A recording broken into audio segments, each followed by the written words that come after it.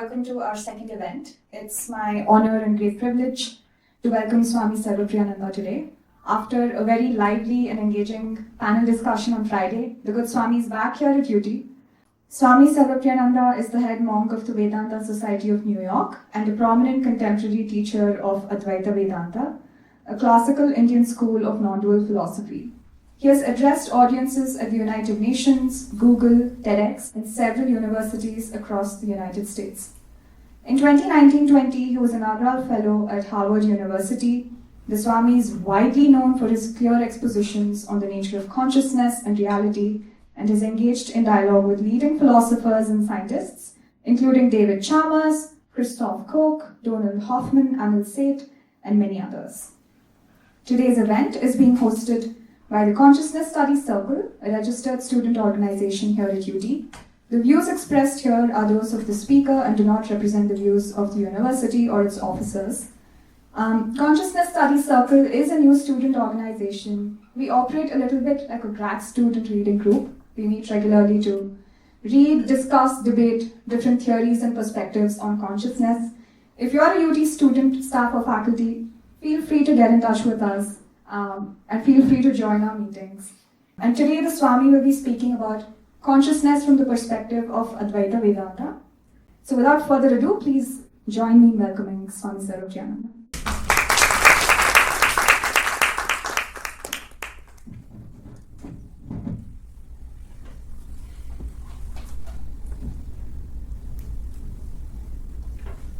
You have a problem with time change? It's 3 o'clock. Yes. Yeah. So, glad to be back here with all of you. How many of you were there in the panel discussion the other day? Almost everybody. Maybe just a couple of people were not there. All right. I'm grateful to the University of Texas, Austin, and especially the Consciousness Studies Circle for inviting me here. And I want to present before you consciousness studies from the perspective of Indian philosophy, especially from one particular branch of Indian philosophy, which is Advaita Vedanta, a non-dualist school. For the simple reason that it's my home tradition, so I'm more conversant with that. What we'll do is, I'll speak for about 45 minutes, and then we can talk. So that's the plan. Consciousness studies is big. It's really, really big now. Wasn't always so. A very leading neuroscientist, Christof Koch, he said that, I heard him in a debate with David Chalmers. He said, when I started my career in neuroscience and I picked consciousness, my mentors told me that it's a career killer. So don't go in there. Nothing much is going to happen there. But now it's a very big thing now. For multiple reasons. I guess because of the rapid advances in neuroscience, the new imaging technology, fMRI scans and stuff like that, and now more recently the development of computers, internet, and especially now AI. So consciousness studies has really taken off. It's a bit weird if you think about it. We are all conscious beings. You'd expect the first thing we would study would be consciousness. But we don't do that. We generally, our tendency is to look outwards and we study the world. So science developed tremendously without us looking too closely at consciousness itself. But luckily, we are living in a time where consciousness studies has really taken off. Even in the philosophy of mind, in philosophy in general, I read a very interesting article, Oxford University Press, a few years ago. 5 great unsolved questions in philosophy. Never mind that all great questions in philosophy generally tend to be unsolved, but anyway, 5 great, according to Oxford University Press. And what impressed me was 4 of those 5 questions were directly concerned with consciousness. One question was, who am I? What exactly are we? Then the second question was, how is knowledge possible? Again concerned with consciousness. Third question was about free will. Again concerned with consciousness. The fourth question was, what exactly is death? Not in the physiological sense, that's for the doctors to decide, but in the sense of a conscious being dying, what would it mean? That's another interesting question. And all four of these, as you can see, are directly concerned with consciousness. The fifth one, just for the sake of completion, was about the questions of justice, not directly concerned with consciousness. But that just goes to show how consciousness studies has become a really big thing. And not only among academicians, not only among computer scientists or neuroscientists or AI people, but in the general public.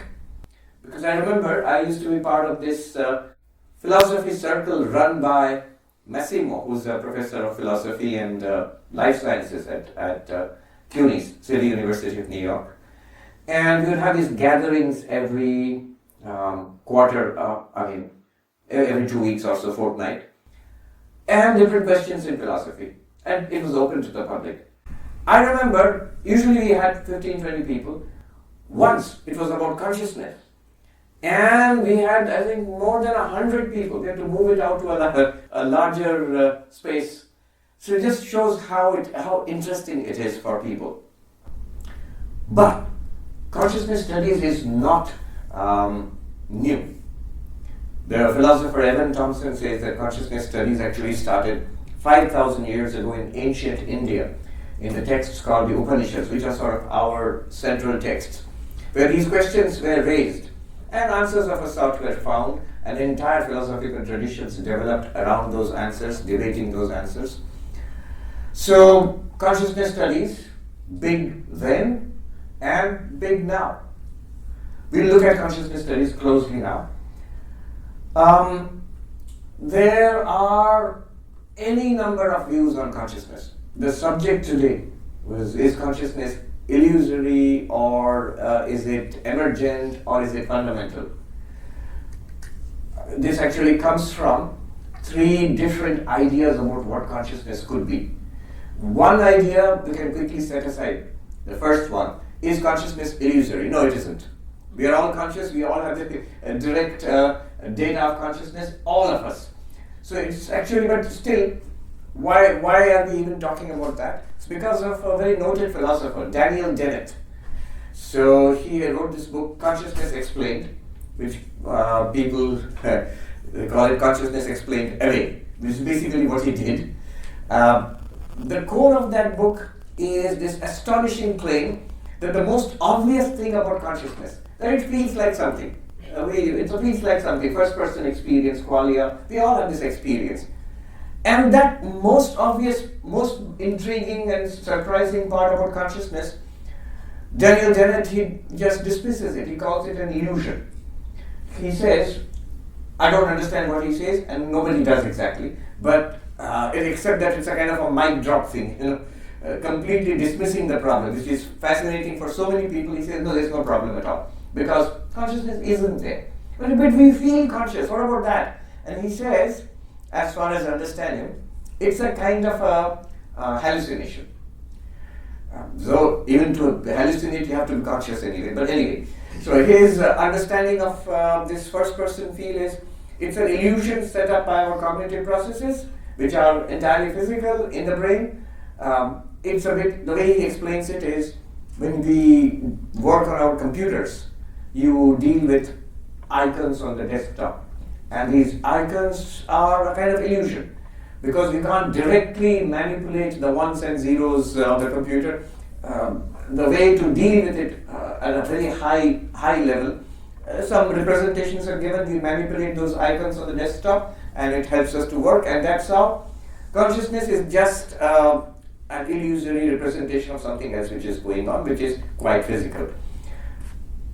Nobody really takes it seriously. So let's dismiss that. It's sort of cut down by the straightforward data of our experience. It feels like something to be conscious. In fact, I might even appeal to Descartes here, though the subject was not exactly the same. But Descartes' final conclusion, that the one thing that we can never doubt, the one thing that we're always sure of, is that we are conscious. The way he put it was, cogito ergo sum. I think, therefore I am. That's the one thing you can never doubt. In fact, if you try to doubt it, doubt that I don't exist, you will immediately fail. You will see that you do exist. In fact, in the very act of doubting, according to Descartes, you are proving your own existence. And what he meant there was not just that I think, therefore I exist, but as David Chalmers says, you could have just as well said, I walk, therefore I exist, I talk, therefore I exist, I play video games, therefore I exist. In fact, I have conscious experiences, so clearly I exist. Even to deny that is to prove that I exist. So, not illusory. Consciousness is not illusory. We'll just set it out of the way right now. But the mainstream ideas of consciousness, there is something called consciousness, but what is it? Mainstream ideas of consciousness are the second category in the title of today's talk, emergent. So the idea is there's something else going on which is giving rise to consciousness, and mostly it is brain processes. Brain processes going on giving rise to consciousness. And there are a wide number of these theories of emergence. Most of them are theories of emergence. If you look at the last issue of Scientific American, the cover story is actually all the theories of consciousness which are there right now. 29 theories of consciousness. Wide range of theories of all trying to explain what could be causing consciousness. How does consciousness emerge? Just the fact that you have 29 theories, it goes to show that we are not sure at all. In science, it doesn't work that way. If you really knew something, you would narrow it down to one or two theories, and then finally one theory, the peer-reviewed process would agree what it is, and then it would be published and maybe go out into textbooks and all, and we would say we know now. But if you have 29 theories, it's as good as saying it's up in the air. We really have no clear idea what it could be. And even worse, Robert Lawrence Kuhn, who runs this podcast, Closer to Truth. It's a really good podcast. He engages with the biggest questions in science and philosophy. And one of the things he has done is he has interviewed people about consciousness for several years now. And he wrote this encyclopedic survey of theories of consciousness called The Anatomy of the Landscape of Consciousness. The Landscape of Consciousness. And there you find 325 theories of consciousness. 325, I kid you not. And he says that actually we need one more, a 326th theory, the correct one. So basically this is to show how diverse this field is, what a wide spectrum of ideas there are, and how open this field is right now. We'll commit it to only one particular tradition. I'll introduce us to that. One crucial problem here is what is called the hard problem of consciousness, which is a challenge to just about every theory of emergence of consciousness. All the theories, because it deals with science, with objective processes in the world. And the idea is that objective processes can give rise to a result which will also be objective. How do objective processes give rise to the subject? If you understand the question, it's difficult to wrap your head around it. It seems almost impossible. I give the example of if you go to a factory where you're manufacturing. I saw the Boeing factory in Seattle recently, where those big aircraft are manufactured, and you see all the parts coming in from the subcontractors, and a huge workspace. It's the largest building in the world. These parts are assembled into those big aeroplanes. At every stage you can see it. The wings are assembled here, the fuselage is being put together, the nose is put in there, wheels are put in there, engines are put. At the end of it, at every stage you can see it. There are viewing galleries where you can watch and see it. And at the end the plane rolls out, you can see it. But when it comes to the brain, suppose you're saying its brain is producing consciousness, as most of these theories are, you can watch to the different levels of precision what's going on in the brain, and those are all electrical activities in the neurons or neurochemical activities, and suddenly you have the taste of coffee, the feeling of hot or cold, and the pleasure or pain, and science and religion and poetry and art and AI, all of that pops up. Where is the connection between tiny bursts of electricity in the neuron and all of this? This is called the explanatory gap. This is called the hard problem of consciousness. David Chalmers coined this term in the 1990s. There was a debate in 1998 between David Chalmers and Christof Koch. Christof Koch challenged Chalmers and said that the way neuroscience is progressing, Within 25 years, we'll be able to explain consciousness, how consciousness emerges. An emergent theory of consciousness will be, we'll have a theory. And David Chalmers says, you're not getting me. It's a problem of principle. You're making a category mistake. So it's impossible. No matter how much you advance in neuroscience, you will not get an explanation of how consciousness emerges. Because David Chalmers would say it doesn't emerge from these properties. And the funny thing was, last year, somebody reminded both of them, 25 years have passed. And where are we now? Could we meet again? And at NYU they met again. And right off, Christof Koch stood up and he said, I've lost the bet. 25 years have passed. Neuroscience actually has advanced a lot in these last 25 years. But we are nowhere, not even a single step closer to finding out what consciousness is. This is widely reported in the press at that time. So this is the thing. Emergent theories don't work because of the hard problem of consciousness. Just a little footnote, right here in UT Austin, you have a radical thinker on consciousness, and that is Galen Strawson in a philosophy of mind, in your philosophy department. He wrote this very interesting piece in New York Times. That's how I first came across his work. The hard problem of matter. He says there is no hard problem of consciousness. We are conscious, it's obvious. In fact, it's before all facts. All facts are presented to you, the consciousness. And matter is what appears to us in consciousness. Matter, energy, time, space. So the question is, what is matter, not what is consciousness? He says, it's a very radical way of thinking. He says, look, consciousness is obvious before anything else is obvious. And we tend to think that somehow the brain is producing consciousness, somehow consciousness is emerging, and then we can't explain how it is emerging, how the brain produces consciousness. And now we have the hard problem of consciousness. He says it's not the hard problem of consciousness. It's rather the hard problem of matter, and physics is dealing with it, and it's becoming more and more mysterious. So that was his sort of half humorous, half serious take on this whole issue in the New York Times, the hard problem of matter, Galen Strawson. Okay, that's where the issue stands right now. And I keep getting called to these conversations about AI and consciousness, and I get this imposter syndrome because I really don't know anything about AI. And talking to experts just shows me that it's a highly technical field, and I really don't know much about AI.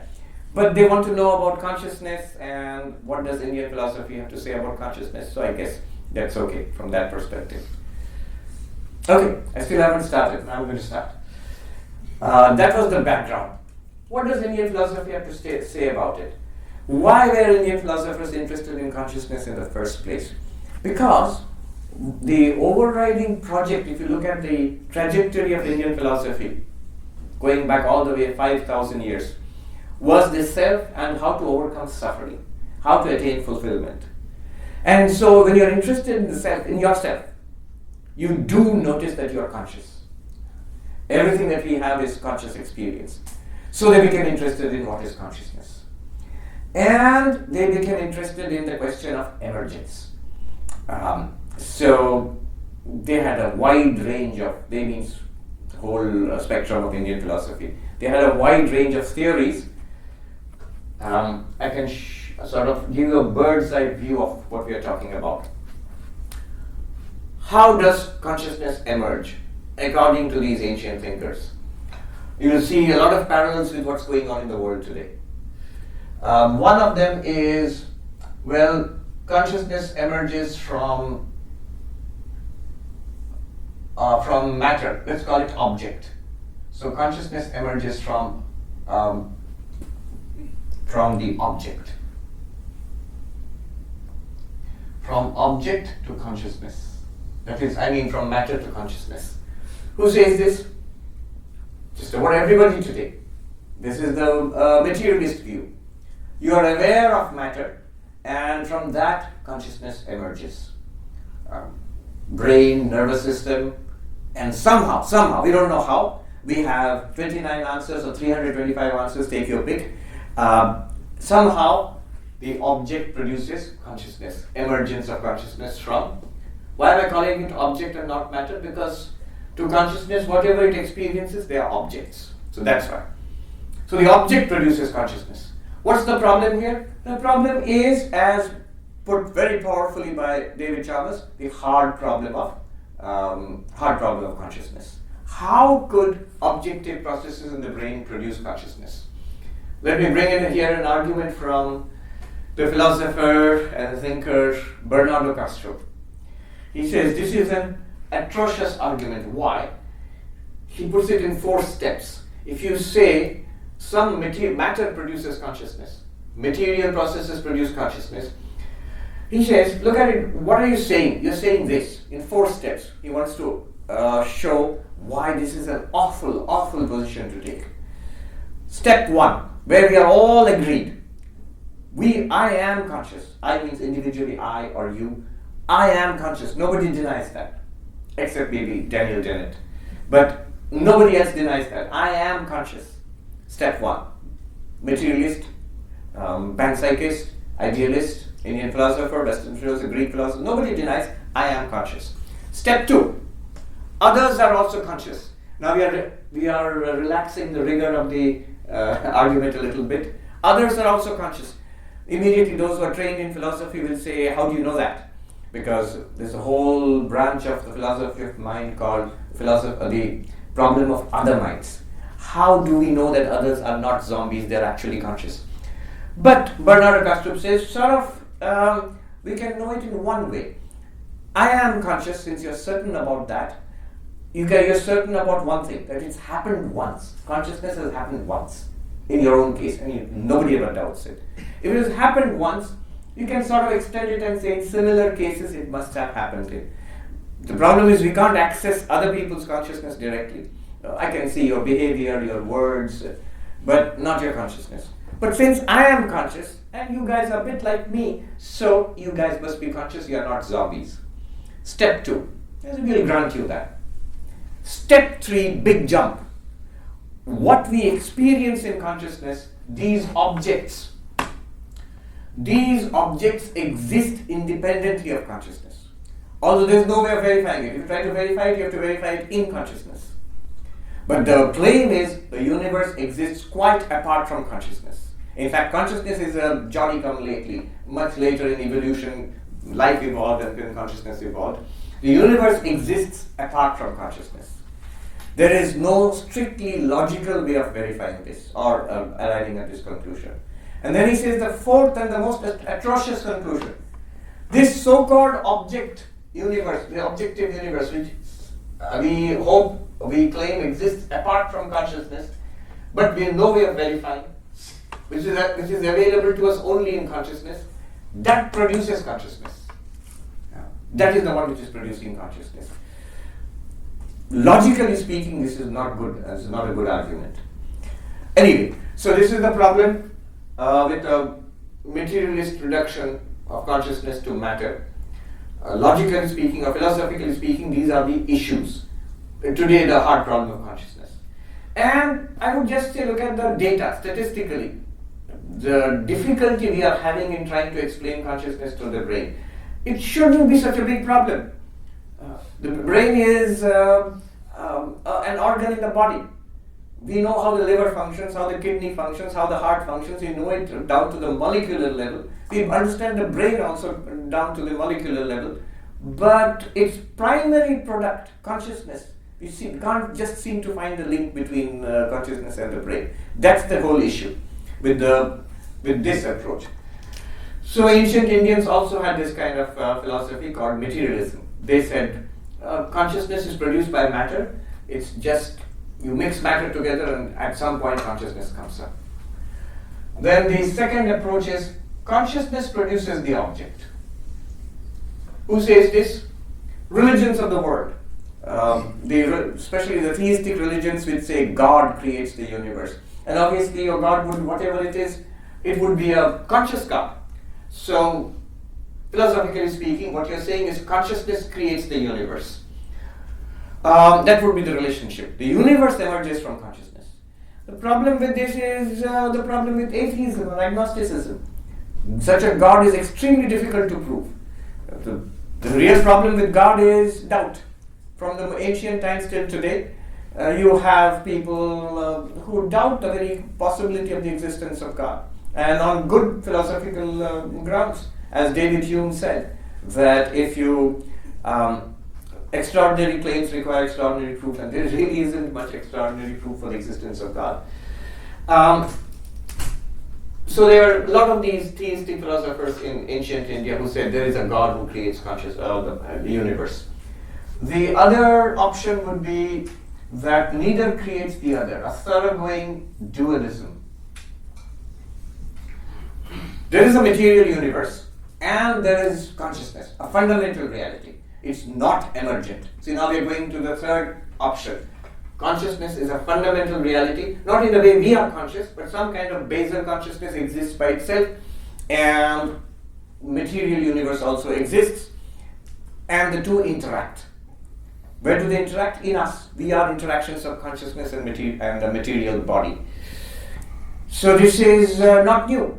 In fact, today David Chalmers is proposing something like this. He calls it a panpsychist view, that there is consciousness is a fundamental reality along with time, space, matter, energy and all that, and they interact. In ancient India there were philosophers called the Sankhya.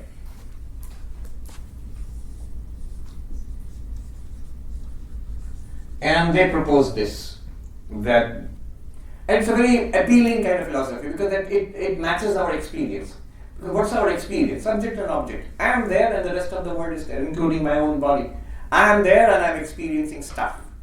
And you just put it into two groups. You basically are consciousness and the material universe is object. Problem with this? First, the main problem with this is the problem with all kinds of dualism. Like Descartes ran into the problem of the mind-body dualism, which still hasn't been solved in the philosophy of mind. This is a similar problem. How would an utterly different consciousness interact with an utterly different objective universe? At what point? We are saying we are interacting, consciousness and matter are interacting in us. But how? I am conscious, but we still don't know how I am controlling or even influencing this physical body.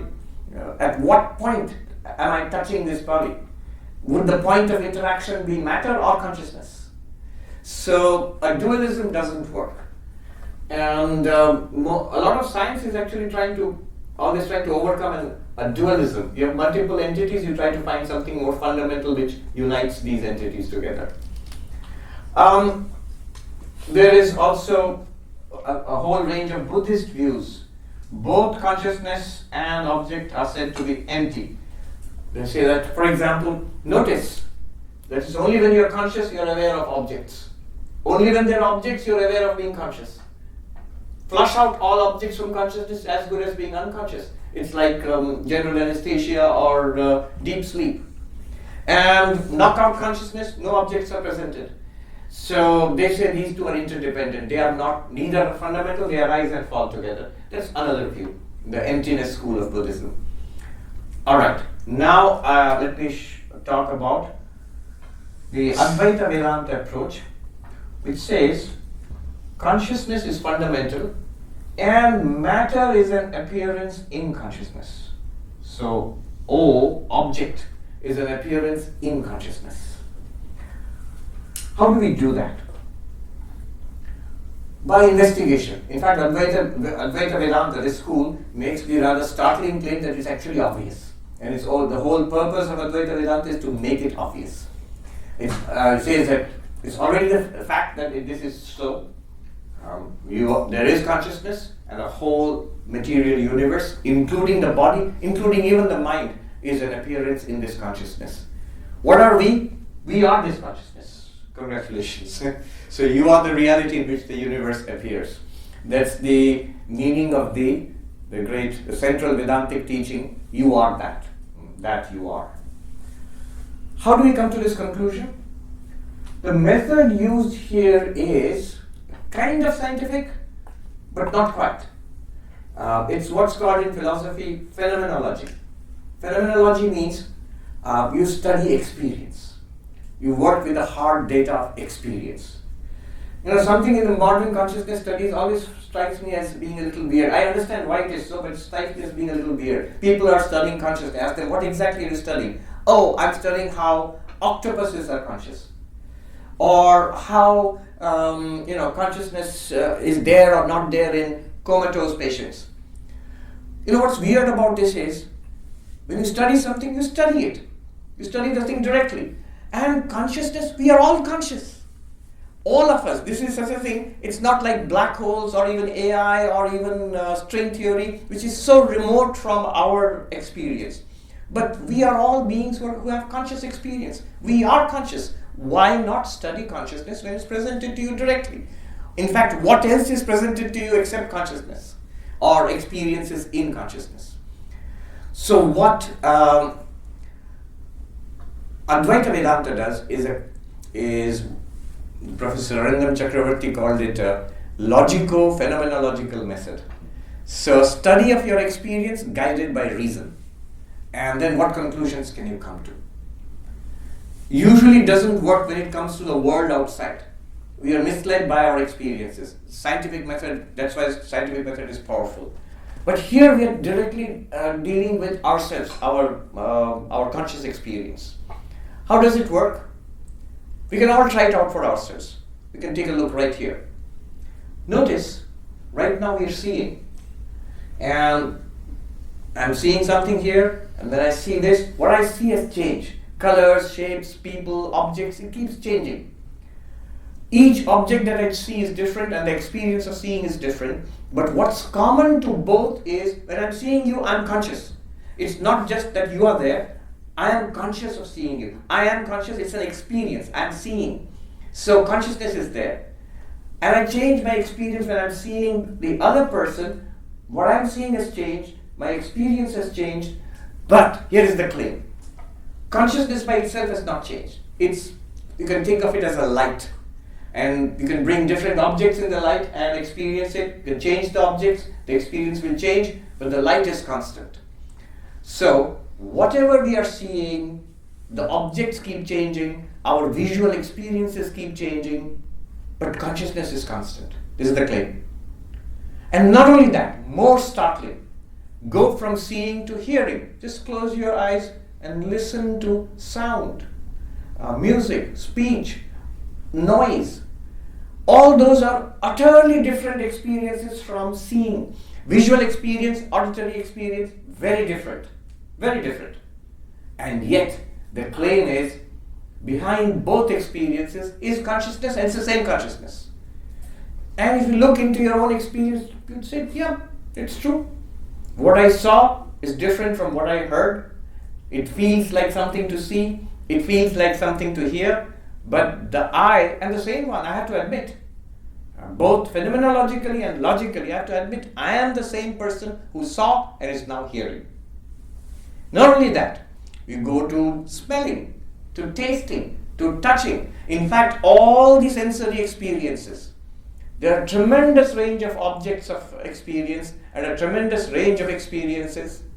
And it's one consciousness lighting up all these experiences. That's the claim, I think on very good grounds of both our experience, phenomenological, and logic, reason. Extending it further.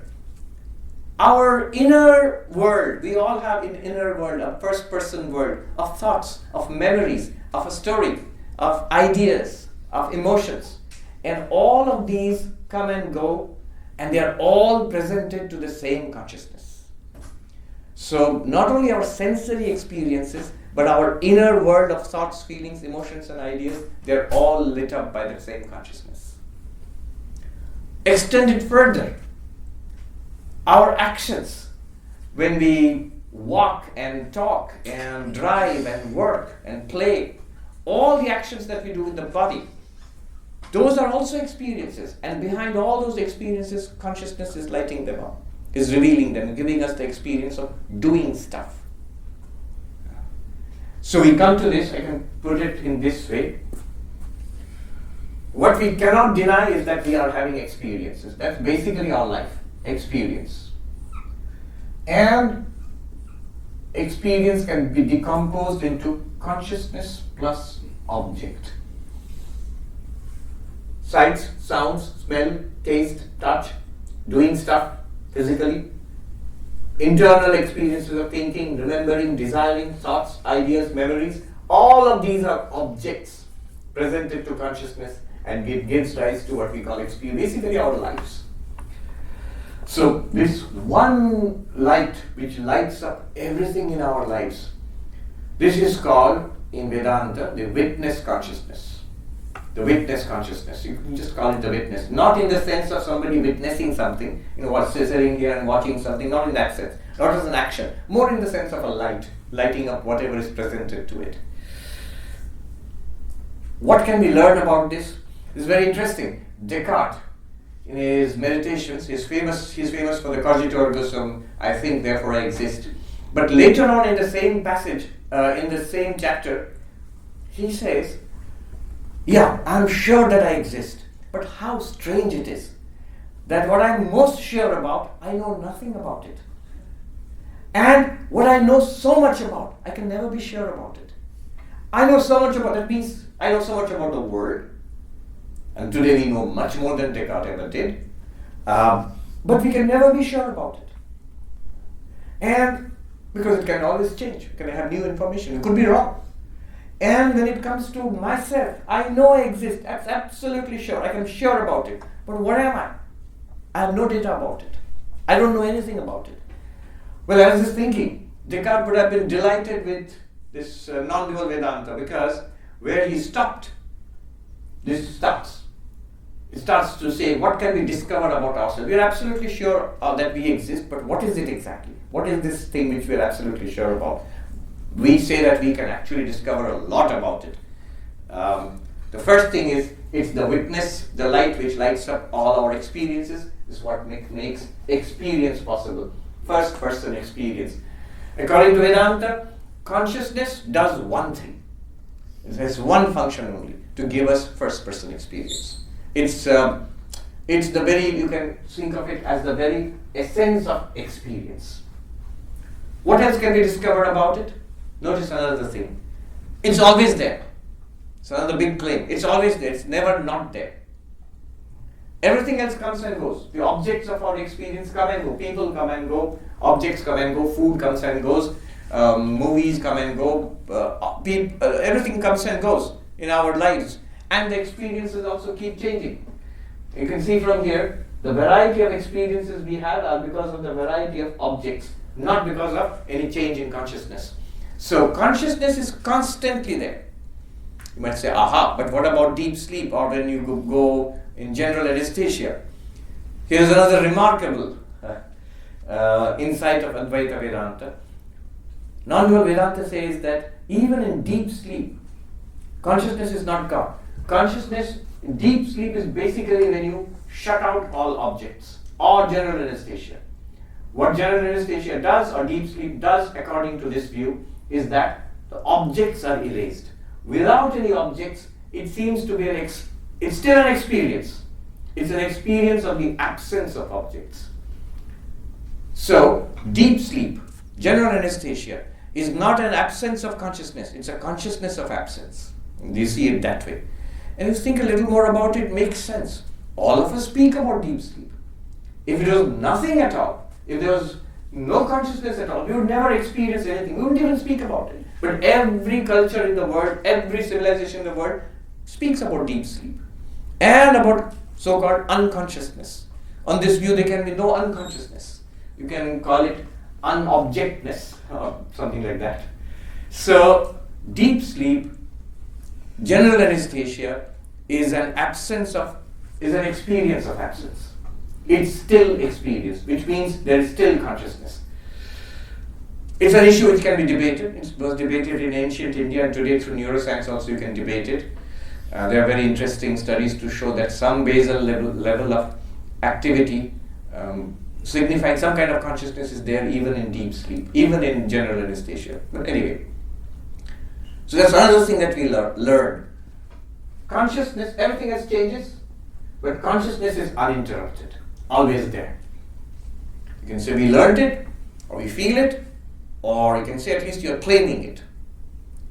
Another thing, Even more amazing. Consciousness is not only always there, but it's also unchangingly there. Unchangingly.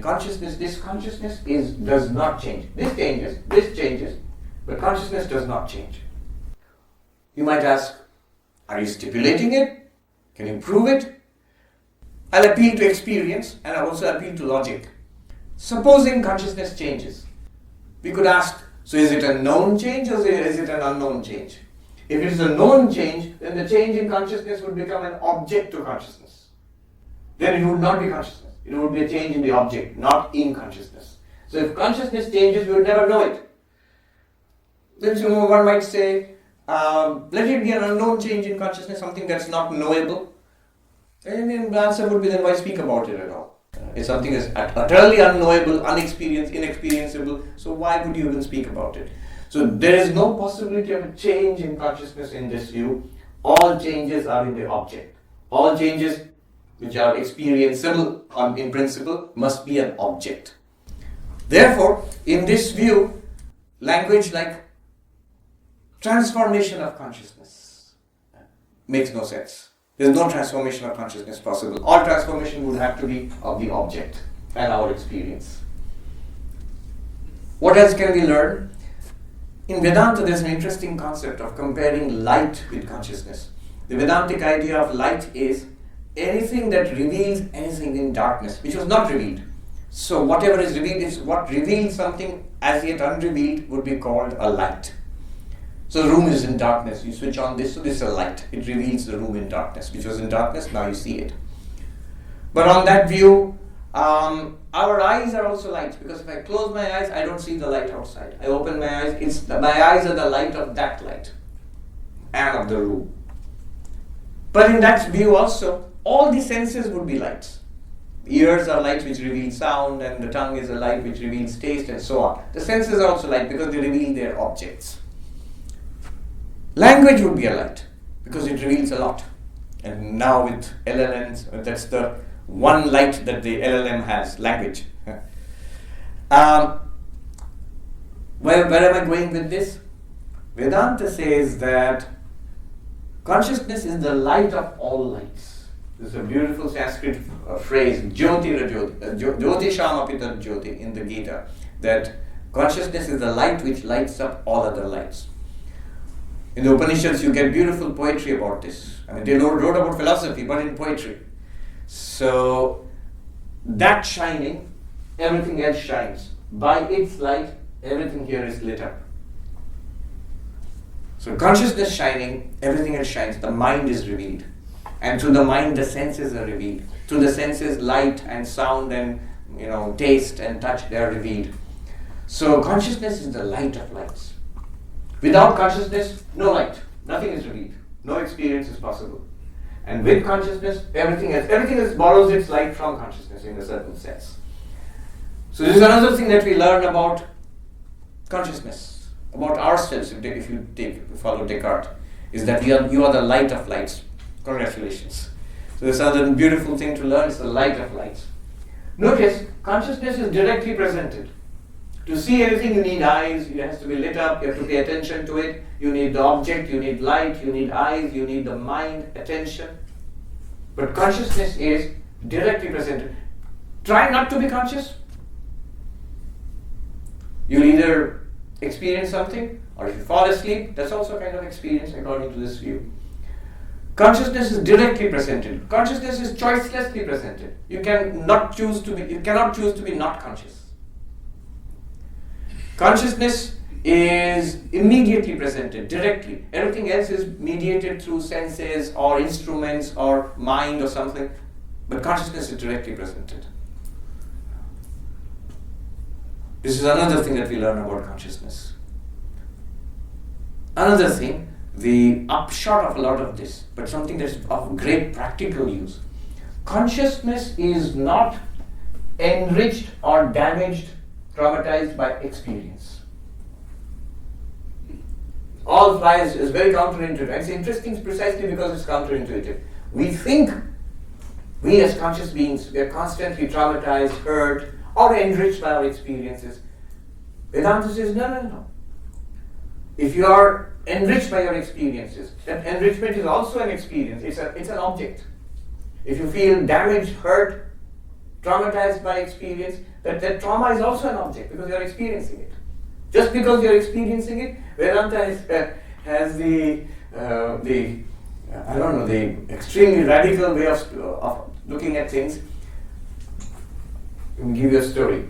This person, miserable, goes to a Vedanta philosopher and says, I am miserable. He says, do you feel your misery? He says, of course, that's why I've come to you. But if you feel your misery is an object. You are not miserable. You are conscious of misery. You were there before the misery came. You will be there after the misery has gone. So you are there during the misery itself. You are not miserable. And this man thinks, wait a minute. That makes a kind of peculiar sense. And if we actually do that in practice, if we actually do it, it's very therapeutic. Whatever our problem, it puts a psychological gap between you, the sentient being consciousness, and the problem. Like one Vedanta philosopher said, somebody came with some problems and the philosopher shouted at him, I'm not interested in your problems, I'm interested in you. Which means you and your problems, there's a gap. It's not the same thing.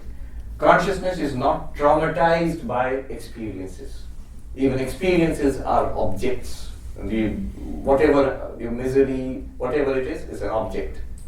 And this man who thought in this way, okay, my misery, my pain is an object, so I am not miserable, I'm the experiencer of misery in my mind. And he comes back to the philosopher and says, hey, that's a good way of thinking, you're right, I'm so peaceful now. And the philosopher scolds him again, hey, you are not peaceful, you are the witness, you are the conscious, you're conscious of the peace in your mind. And that's really good. When the misery subsides, when the disturbance subsides, we feel, this is good, Vedanta works, it's a trap. Consciousness is free of the misery or the pain or the pleasure or the peace of the mind. In itself, in fact, one of the names of consciousness in the original text, the Upanishads, is peace itself. Consciousness is not peaceful, it is peace itself. Putting it all together, Vedanta has this extraordinary claim, it's this proposition. You are this consciousness. You are consciousness. That's the central teaching of Vedanta, Tattvamasi in Sanskrit. Very close to the English, that you are. Tat means literally like the English that. Tvam means you. Asi is just the Sanskrit for in. You are. So, you are this. Till now, this is the change Vedanta wants us to do. We all agree we are conscious, nobody denies it. But we feel we are bodies and minds, persons with consciousness. We are conscious. Sometimes we are not conscious, we fall asleep. But Vedanta wants us to flip it. Think of yourself as consciousness with bodies and minds. Notice I keep distinguishing between consciousness and mind. That's something that, these are many things that the modern philosophy of mind we could learn from Vedanta. One of them is the distinction between mind and consciousness. If you ask people in consciousness studies, what are you studying? They will say thoughts, cognition, memory, pain, pleasure. Vedanta would say all of those are objects. They are all part of the object called mind. The one which experiences is consciousness. If you are experiencing pain, pleasure, cognition, memory, desire, happiness, all of those are experiences. They are objects. So, consciousness with objects, with body, mind, is what Vedanta thinks we are. And we generally start from the position of we are bodies and minds with consciousness. We are conscious beings, we are conscious bodies. Vedanta wants us to say that you are consciousness with bodies or experiencing bodies and minds. Summing up, what do we see? What did we get so far?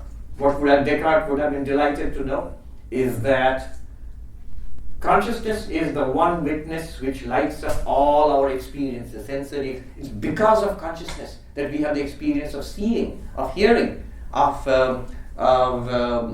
tasting, touching, smelling.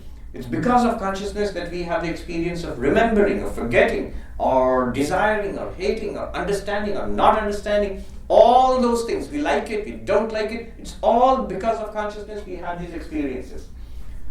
Of all actions also, indeed our entire waking, our dreams, and very radically, deep sleep, all of those are illumined by this, so it's called the witness. This witness, you are. That's the meaning of this teaching. You are that. Tattvamasi. And it is continuously there. You are there continuously.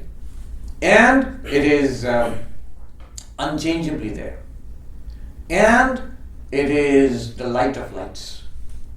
And it is directly presented, effortlessly presented, choicelessly presented consciousness. All our experiences are because of consciousness and an object. This consciousness is our self. And the result being, the therapeutic value being, it's a deep philosophical release, freedom. This consciousness, not being an object, is free of all objects. It illumines the objects as they come and gives us experiences, which means that all the stuff that's going on in the world or in the body, we are in some sense the illuminer of all of that, the experiencer of all of that, and yet safe. There's a haven of safety in our self. This is the self according to Vedanta. It goes further. We have run out of time, so I just put it out there and then stop.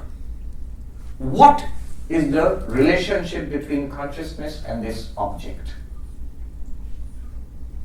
What is the relationship?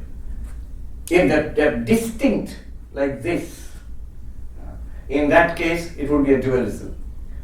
But what Vedanta points out is, notice, you can never have the experience of an object without consciousness. But you do have the experience of consciousness without objects, like deep sleep or general anesthesia. So this consciousness is fundamental, and object is that which is presented in consciousness. In principle, the object cannot be experienced without consciousness. It's just a tautology, because consciousness plus object is experience. So without consciousness, you cannot experience an object. Only way you can experience an object is in consciousness. This is a very radical point. I want us to think a little bit about it. Where I am in the Vedanta Society in New York, our senior most member is Bill Conrad. He's 102. He's a veteran of the Second World War. He used to fly bombers in the Pacific Theater. So he's a trained biophysicist. He says, Swami, it is not true that the world exists in consciousness.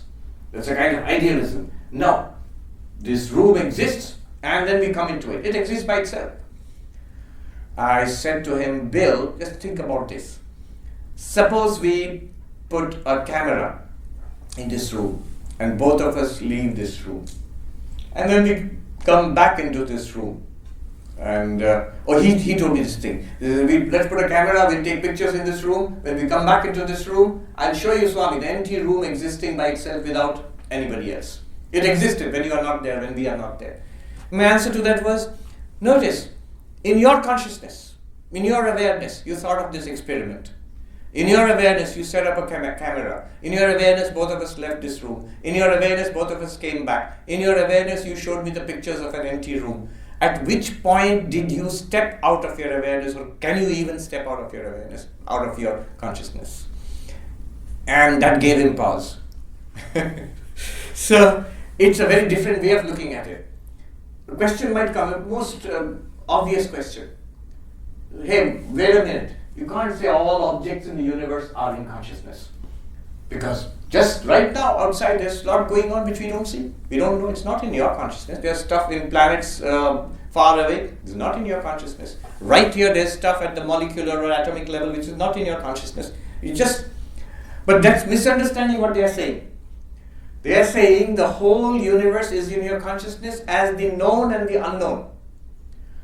The objects which are presented to you through epistemic instruments, through the instruments of knowledge, through eyes and ears, through science and religion or whatever it is, those you consider to be known. And the rest of the world, the universe, you consider to be unknown. But unknown where?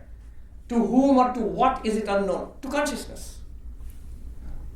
The entire universe, in a sense, is present to you in consciousness as the known, a tiny slice of it, and the vast unknown. And as you turn the searchlight of your instruments of knowledge, some of it comes into the realm of the known. Think of the dream example and it will become clear. In the dream, it's like a virtual reality you create. And in the dream, you are a person in that dream. You've forgotten you're lying in the bed and dreaming. You're a person in that dream. And there are other people. And there is clearly a world around you. And also the sense of a much vaster world.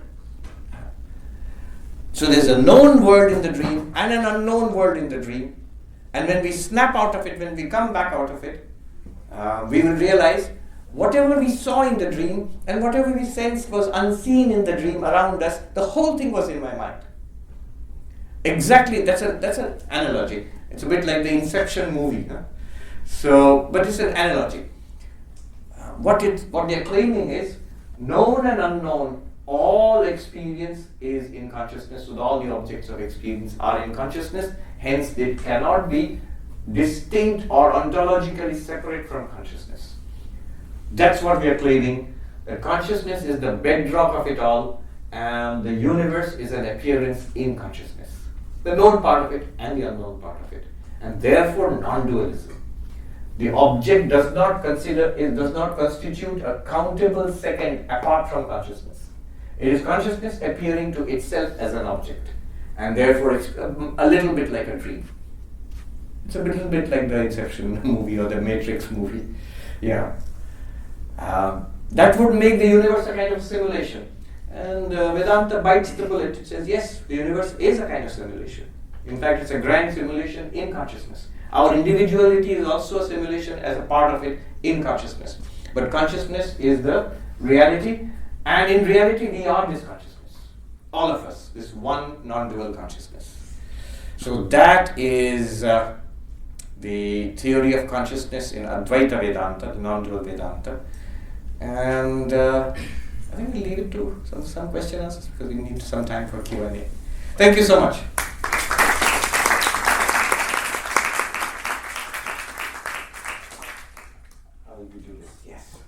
Swami, thank you. I was at your talk on Friday as well, or last week rather, and one of the things that occurred to me while the group was talking, as in many of these conversations on consciousness, it seems to be an axiom that consciousness is binary. Whether you're a materialist, an idealist, or a panpsychist, people seem to have this assumption that consciousness is there or is not there. But my question to you, and you can tell me if this is not even a coherent question, is could consciousness be present as a matter of degree, or is it either there or not there? Yeah. In our experience, you'll see that consciousness seems to be a matter of degree. You could be wide awake, you could be dreaming, or you could be sort of sleepy, or you could be completely knocked out. So it seems that there are degrees of consciousness. But on this view, notice, those degrees are experienceable. So it feels like something to be very alert. It feels like something to be sleepy. In that case, what you're experiencing is not degrees of consciousness, but that Vedanta would put it in the mind. So it's a mind which is alert. The mind. So I haven't gone into this. Vedanta has a whole theory of reflected consciousness. Because this we are talking about an ontological, non-dual consciousness, which is the reality of the universe. But one might ask, that's already fine. What about us? Right now, we are these living beings, human beings, we are also conscious. How does this consciousness relate to that consciousness? And so Vedanta would say that it's something like this. So there is this consciousness, this one, capital C consciousness, like a sun. Somebody said it looks like a centipede. You draw it like that. And there is the mind, and then there is the body. So, what we are right now, roughly from a Vedantic perspective, mind, body, consciousness, tripartite. This is the view. Why would you make a sharp distinction between mind and body? Again, stick to our experience. Notice, when we experience, we are experiencing objects, but there seem to be two kinds of objects. One is a public object shared with everybody. these chairs and tables, the body also, it's a part of the physical world. But each of us has a private inner life. And here is where I think the modern philosophy of mind makes up. There's a lot of confusion there because of this. Clarity could help. On this view, if you are experiencing your own mind, which we are, our own thoughts and feelings, then they are also objects. Just a different kind of object. One kind of object is the world, the other kind of object is the mind. Now, so we have the body, which is part of the physical world, the mind, and illumined by consciousness. But what happens in Vedanta, we say that this consciousness, the mind has a peculiar property of reflecting or limiting or channelizing consciousness. Again, stick to experience. Notice that the mind is conscious. There are thoughts, feelings, and they all appear first person experiences. They are all lit up by consciousness. So the mind acts like, if this is like the sun, the mind acts like the moon, and you have a little artificial consciousness here, an empirical consciousness. And this being dependent on the mind, like the light of the moon is dependent on the moon. It goes through phases of the moon, just like the sun doesn't go through phases like that, but the moonlight is like consciousness in the mind. And yes, there you can talk about degrees, there you can talk about more conscious or less conscious. There you can talk about waking, dreaming, sleeping, but they are all because of the reflector, the mind. It's like seeing our face in the mirror. And what you see in the mirror depends not only on the face, but also depends on the quality of the mirror. And as that changes, what we see keeps changing. So there are degrees of consciousness in that sense. Yeah. Yes. I'll come to you. Thank you for your talk. My question is, in your view, what are the difference between, how do you differentiate awareness and consciousness? We don't. I'm using English words, consciousness, awareness. Sanskrit has many words for consciousness. In Sanskrit, Chaitanya, Chiti, Chit, Bodha, Sambit. Many words for this and many words for this. They spent a lot of time thinking about these things. So they came up with lots of terms. I'm just using the words awareness and consciousness indistinguishably because the English words, none of them really talk about that. Because when we talk about consciousness in English, we basically mean this in Vedanta. There are attempts now in the literature of neuroscience, philosophy of mind, psychology to talk about something called pure consciousness, by which they mean this. Pure not in the sense it's a very good, holy kind of consciousness, just it means bare consciousness. But even there are mistakes. I saw one paper, published paper, saying pure consciousness events in meditation. From this perspective, that's an utter no-no because if it's an event, if it begins and ends, it's something experienceable. It must be in the object. Therefore, it's something in the mind, you're taking it to be pure consciousness. This pure consciousness is present regardless. It's like now, if you haven't meditated a minute in your life, you're still this pure consciousness. If you have no interest in philosophy or spirituality or whatever, you're still the same pure consciousness as the most enlightened person ever. So, yes. There are teachers I've seen, if you've read a book called, I think, You Are That, Nisargadatta Maharaj. Some people have read it. It's a well-known book, a modern teacher of Advaita Vedanta. He makes a distinction. So he will say things like, when you are dead, that's it. Consciousness is gone. That's a shocking shocking statement for a non-dualist. But then the next sentence he says, only awareness remains. So you can clearly see what he's talking about there. Just the English words are used in different ways in different books. Yeah. Yes. I'll come to you. So I understand when you said that what I am seeing versus what I am hearing, those are two different experiences. Yes. But it's the same consciousness that is experiencing all this. But then again, the non-dualist Vedanta claims that it's only one consciousness, not many. Then how do I know it's the same consciousness that I am experiencing versus others are experiencing? Okay. In our own case, it's pretty clear. Because I do claim I am the one who's seeing, I am the one who's hearing, I am the one who is sleeping, I am the one who's awake. It would be weird to say somebody has slept, I am awake. So there's a continuity in my own case. But as you said, Vedanta actually claims that it's one consciousness in all of us. Our bodies are different, so there are different bodies. There's another guy, and here's a dog. Pardon my drawing. And all have minds and reflected consciousnesses. But the claim is behind each of them is one consciousness. And you are this. So in this, it's a heinous, stunning claim that we are all one being essentially. All human beings, all living beings, all sentient beings, all of us are this. Not only that, what about birth and death? It's the bodies which are born, the bodies which die, which means everybody who was ever alive or is ever going to be alive, all beings in this world, ever, forever in history, all living beings in any planet whatsoever, are this one consciousness. We have this one consciousness shining in and through those. So, now the question was, how would you prove this? That is it, we are all one consciousness. The physicist, by the way, Schrödinger, I think, he is the one who had this very stirring quote I read from Schrödinger saying that consciousness is that singular which has no plural. So this is an ancient debate between the non-dualist and this Sankhya school. The Sankhya school insists we are all different consciousnesses. And Vedanta says, no, this doesn't make sense. There's no different consciousnesses. Why not? What are the arguments? Vedanta flips it around. Vedanta says it's obvious that it has to be one. Clearly, bodies are many because you can count. You can do a census and count. There's so many bodies you can see here. Minds are also many. We all think differently. We have different knowledge, different ideas, opinions. But apart from the body-mind, you set these aside. Why would you say these are many?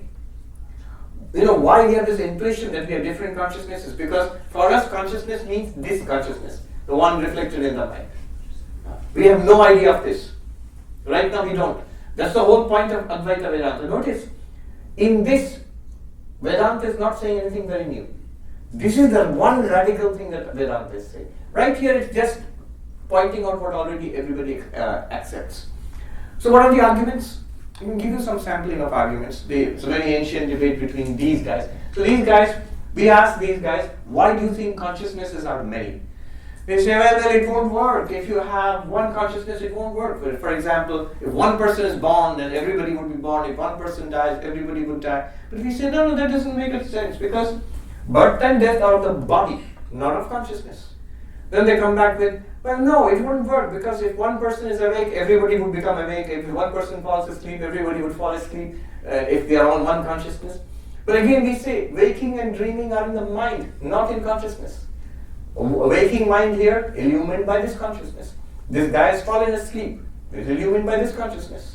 The dog is sleeping and dreaming, illumined by the same consciousness. So, then they come back with, no, it won't work, if we are all one consciousness, then the teachers, this will work wonderfully in a university, it would probably destroy the university. The teacher's knowledge would be everybody's knowledge. If one person knows something, everybody would know it, because we are all one consciousness. So the master is enlightened, and all the students would become enlightened. But that doesn't happen. We have to go to university and go to class. And the answer we give is, again, you're confusing the mind with consciousness. Knowledge, this person can be highly knowledgeable, and the dog doesn't know anything of science and religion and philosophy. Because of the difference in mind, not in consciousness. So like this, there are a series of arguments. Basically, the move here is, tell me why this consciousness would be different. There are many other results of this, For example, suppose we are all different consciousnesses. As the body is an object of experience, then the mind also could be an object of experience. If you are a telepath, you might know the thoughts in other people's minds. The mind can be an object of experience. So our own minds are objects for consciousness. But if other people are separate consciousnesses, what would happen? You will be many consciousnesses, and you are this consciousness, and there is a different consciousness. That consciousness would become your object. If it's at all possible to know the consciousness, it would be an object to you, in principle. But what does it mean for consciousness to be an object? Just try to experience it. I am aware. whatever I'm aware of is an object. Can this awareness ever be an object? It can't be. Therefore, the awareness not being an object, it must be this. These are both logical and phenomenological ways of answering this question. No, not many consciousnesses. We have one consciousness, and there are multiple implications of this. Ethics, if you ask the question, what about ethics in Advaita Vedanta? Advaita Vedanta says that we have the ground of ethics. Why should I be good to somebody else? Why should I not be immoral? Why shouldn't I hurt other people? Because literally, other people, everybody else is you. You are the reality, the consciousness in all beings. So, all beings are one with you, and therefore ethics. Just as you take care of yourself, I'm this guy, I'm conscious, and this is my mind and my body, and I take care of myself because I feel I'm one with this. But this implies that I'm one with all of them. And therefore, I must treat them all as my own self. And this is the ground of ethics in Advaita Vedanta. Yes. Swamiji, We'll come to you to that. I'm very sympathetic to this view, but I'd like to So am I. some sympathies to the materialists Yes. for a moment. I think that what they will say is the reason that we, the materialists, are saying that the objects are real and not just accounted for in consciousness is because of the regularities. We have the regularities in the room, we have the regularities in science that allow us to predict very unusual things, and then that confers this notion that that's a reality that seems to have some independence from merely being things that happen to be in consciousness. How does Advaita deal with it? Yes. Arguments like regularity. Or another allied argument like complexity. These things are the same Bill Conrad, he said to me, are you aware of gravity waves? He's delighted with that concept. He's reading about how extraordinary they are and what precision of measurement, enormous cosmic distances. It's impossible that I could have imagined it. It takes so much hard work to learn even a little bit about it. It's not possible that my mind dreamt of this thing. It's imagining this enormously complex universe. So complexity, regularity, they don't seem to be something that we have dreamt up. It must be outside in that case. That's the argument. The answer is, sure, but why you feel this? Intuitively you feel this. Why do you feel this? Because you're still thinking in terms of mind. My minds are so fickle, so changeable. The world is so regular. This world can't be in my mind only. It must be mind independent. My mind, I'm a simpleton. My mind is so limited. I don't know all of science and language and technology and the enormous wealth of human knowledge, which is still a fraction of what reality must be. So reality must be mind independent. But all through we are talking in terms of this little mind. But notice, mind and its knowledge and its ignorance are all still indubitably being experienced. So then this whole thing must be an experience. Complexity or regularity is not an argument for being independent of consciousness. It's an argument for being independent of our individual minds. See, that's why this is philosophically, this is distinct from what is called subjective idealism in philosophy. These are good arguments against a kind of Berkeleyan subjective idealism. These were in fact arguments between the Advaitins and the Buddhist school of mind only. So the Advaitins do not claim that I am imagining this world. You are not fictions imagined by me. As much as I am part of this world, you are also part of this world. As much as this is real, that's also real. It's not that I am real and I'm dreaming you all up. No. But there is one consciousness in which all of this is appearing. And essentially each of us happens to be that consciousness. The one reason why I am sympathetic to this view is actually this. It preserves science. If it made predictions which went against mainstream science, I would be skeptical. But it doesn't. So then it becomes a question of why the boundary? The boundary of what? Atman versus the Brahman. There's Why do we then only experience the little mind? Yes, then the question might be, why do we experience only this? If I am the consciousness in all beings, yeah, who is asking this question? Not consciousness. This guy is asking the question. Well, you experience this much because you are reflected in this much. It's like if I'm the face in all the 1,000 mirrors in a barber shop. Why do I feel I am in this mirror only? Because you are a reflection. The reflection is asking the question.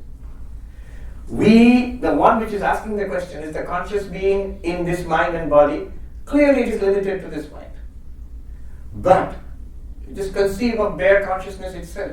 It must be the one which is illuminated, which is the consciousness in every being. If consciousness is one, then it must be the one which is shining on every mind-body complex in that sense. The question here would be, what you're asking is, it's natural. If I am the one consciousness in all bodies and minds, I should have access to everything, like a super administrator in a network. I should know what's going on. Just like I know the stuff in this mind, I should be able to know the stuff in everybody's mind and see through everybody's eyes and all. No, not necessarily. The knower and consciousness, these are different in Vedanta. Consciousness is the core of the knower, but consciousness by itself is not a knower. Consciousness in association with mind, senses and body becomes a knower. So this guy is a knower, but this is a separate knower. This is a separate knower. But consciousness is one behind all of them. Yes, the gentleman at the back. Thank you. Thank you. This question might be misdirected or it might be controversial, all right? So I don't know if it fits. But what's the response to ask if consciousness, all the way on the left, right? What's the relationship between that and an all-knowing God? Yeah.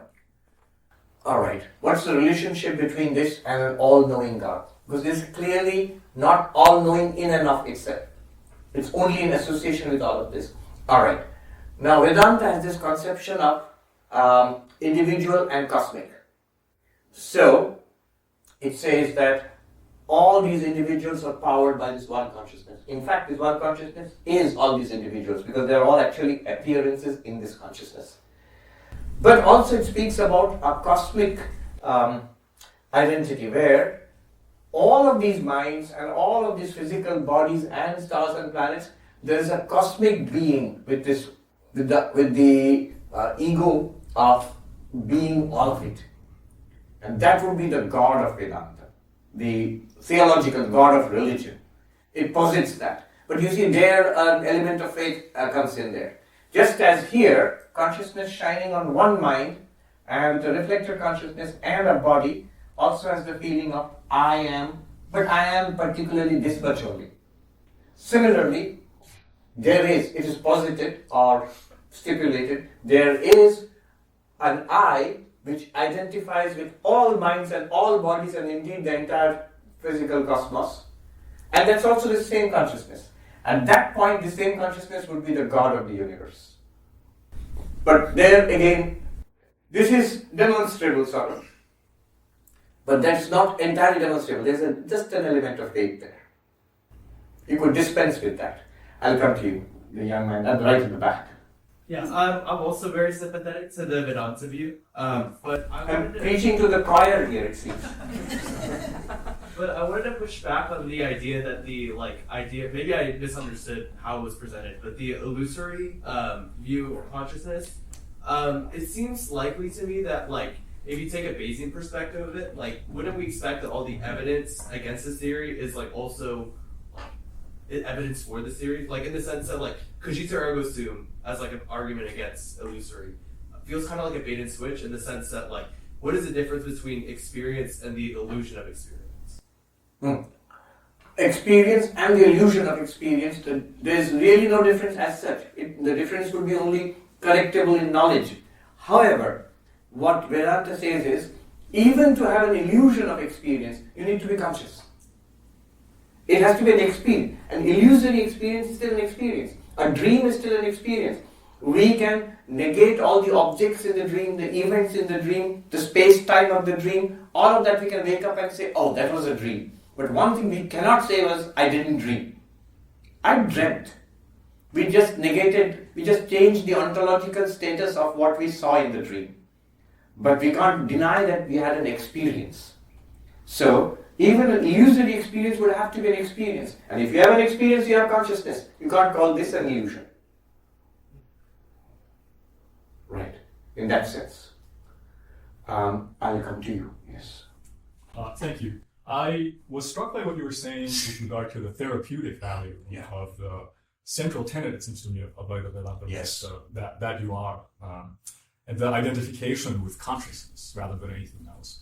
And I was struck by it because it seems to me true to say that that's a very comforting and tranquil kind of thought. Yes. But I have to admit that my tranquility was short-lived because, in a way, I was disturbed by the thought, we shouldn't accept things just because they're tranquil, right? I mean, we should be concerned with their truth values. And so, one of the things that you were saying, with the place where you started with Advaita Vedanta, kind of phenomenological perspective, you started with the experience.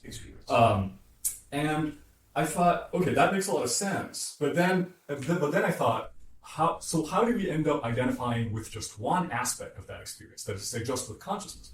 Whereas it is clear that any experience of sense perception or imagination or anything like that requires also the cooperation of the body, right? So in a way, the body has to be present in that experience. So why is it that we identify, in some sense, with just one aspect? Why would we say we are both mind and body and consciousness, all three of those things? Why? Right.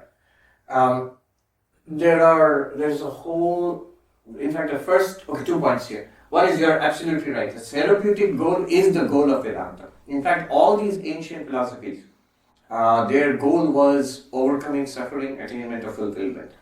Heinrich Zimmer, in his book Philosophies of India, says that contrary to the notion that these ancient Indian thought systems were pessimistic, they're actually optimistic. Because they say that though this is a bad condition to be in, there's always a way out, there's always a deep solution to the questions of the existential questions of life. And none deeper than this, the Advaitic idea. So the idea is, at least at a very philosophical, existential level, you can see how this solves our problem. If you push all problems out to the object, at least at this level, there's no problem at all. Now, what Advaita Vedanta does is a two-step process. First, it isolates itself as consciousness apart from object. Illumining all objects, but apart from object. Why? Why am I not body? Why am I not the mind? Well, there will be a battery of arguments to show. This is called distinguishing the self from the not self. In fact, the initial problem in both Sankhya and Advaita is we have confused consciousness and object. A separation of them is, a clarity about that this is necessary. Why am I not the body? Notice, the body changes. From birth to babyhood to childhood to youth to middle age, it changes continuously. And I claim, by common sense, by memory, by law, by everything tells me I am the same. And then it makes sense, yes, you can only be the same if you are this consciousness. Because the body changes continuously. You cannot literally be the body. Which body are you? The baby's body or all of it? But all of it is a continuous stream of matter. Alright. Another argument would be consciousness and object. The object of experience must be different from the subject of it. By grammar, in philosophy, self-reflexivity is not allowed. So, I am different from this bottle because I see it, I can touch it, I can hear it. But the same argument applies to this body also. I can see it, I can hear it, I can smell it, I can taste it, touch it.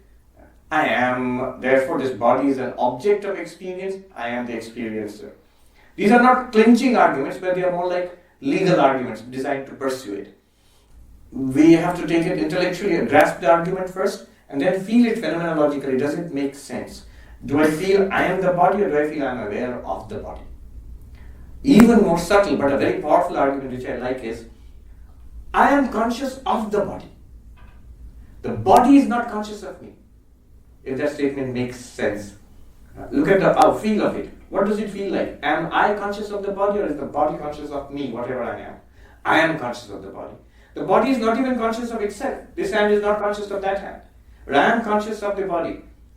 And I am conscious of other things. And I am conscious of myself. The body is not conscious of itself. The body is not conscious of me. The body is not conscious of anything else. So consciousness is on my side. I am conscious.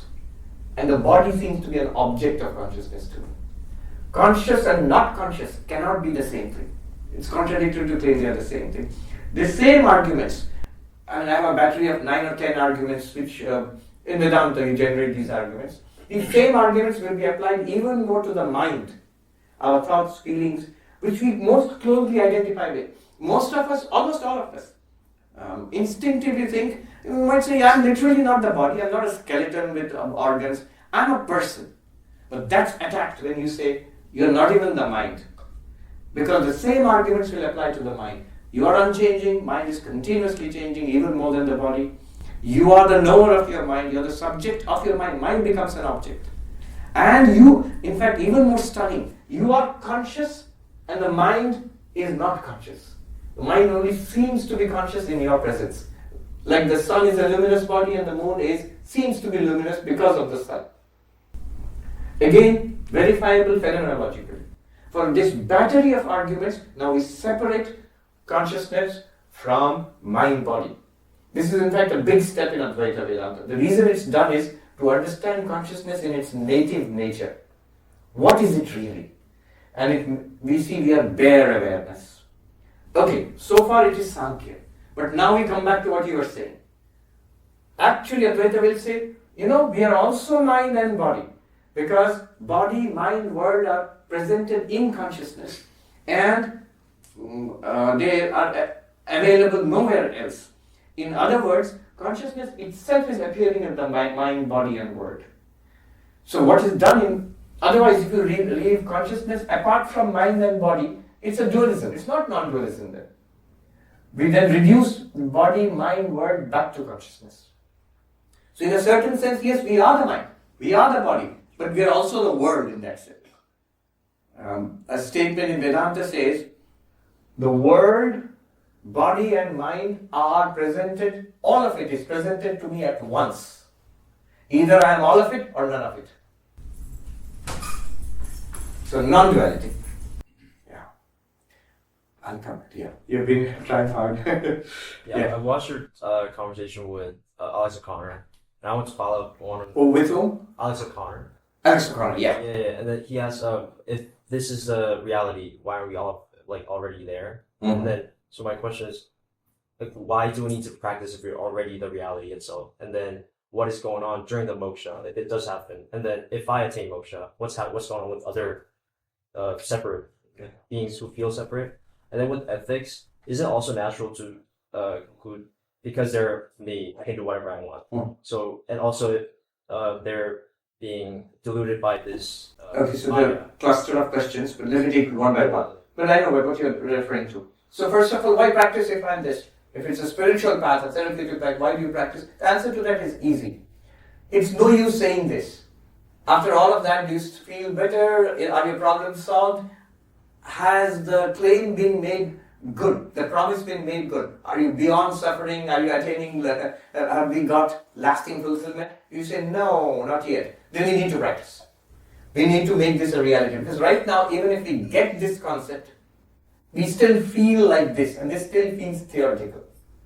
But the sign of getting it is this switching of the I from this body-mind to this. When I say I right now, what does it mean? It instinctively goes to this body-mind. This I goes to this body-mind. We have really got it. It becomes really living for us when this I goes to this consciousness. So we need to practice, number one. Also, the question was, can I do whatever I want in that case? Because I am the one universal non-dual consciousness, so I can now have a party, nothing can touch me. Because I can't even die, because the body will die, but this won't die. If I do that, what happens is, then I'm giving into impulses, conditionings of this one mind. And then, causality kicks into action. The police is going to arrest me, or I'm going to flunk my grades if I do awful stuff. So, if I say I want, I can do whatever I want, that I want is in this mind. It's not this one.